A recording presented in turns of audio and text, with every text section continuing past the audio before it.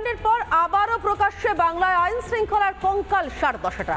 মদ্যপ যুবকদের দলের তাড়া ও লালসা থেকে বাঁচতে গিয়ে দুর্ঘটনা। সেই দুর্ঘটনাতেই গেল প্রাণ। কোথায় ছিল পুলিশের টহলদারি?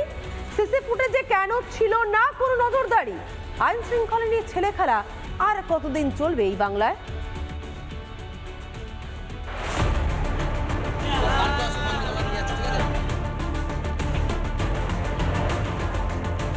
সম্প্রতি সরকারি হাসপাতালে কর্মরত অবস্থায় ধর্ষণ করে খুন করা হয় অভয়াকে।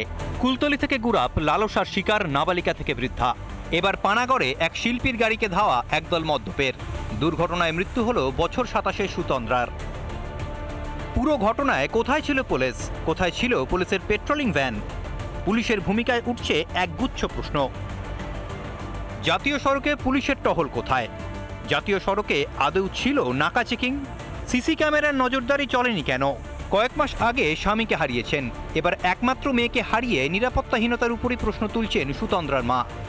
আড়াল করার চেষ্টা হচ্ছে, মানে কি মনে করছেন? একই কেস হচ্ছে, যতবারই এই ধরনের ঘটনা ঘটছে ততবারই এই আড়ালই হয়ে যাচ্ছে। নিজের স্টেটের নিরাপত্তা। সুতন্দ্রার মায়ের পাশে দাঁড়িয়ে রাজ্যের আইনের পরিস্থিতি নিয়ে প্রশ্ন তুলেছেন অভয়ের মাও। আপনাকে সান্ত্বনা দেওয়ার ভাষা আমার নেই, তবে শক্ত থাকবেন। বিচার পাওয়ার জন্য আমাদের শক্ত থাকতেই হবে। বোমা, গুলি, বারুদ, দুষ্কৃতী দৌরাত্ম্যের মুক্তাঞ্চল হয়ে উঠেছে বাংলা। পুলিশ মন্ত্রী মমতা বন্দ্যোপাধ্যায় ও তাঁর দফতরকেই রাজ্যের এই পরিস্থিতির জন্য দায়ী করেছেন বিরোধীরা।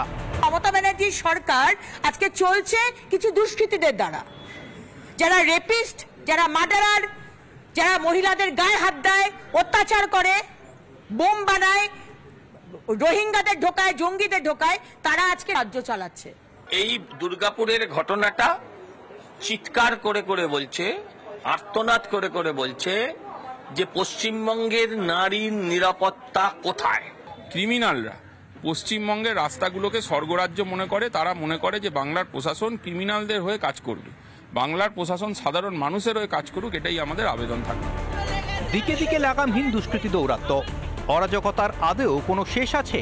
পালা বদল না হলে কি শান্তি ফিরবে না এ বাংলায়?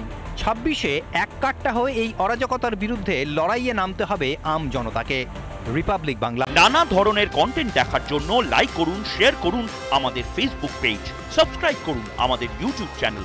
পাশাপাশি অন্যান্য ব্রেকিং নিউজের জন্য অবশ্যই চোখ রাখুন রিপাবলিক বাংলায়।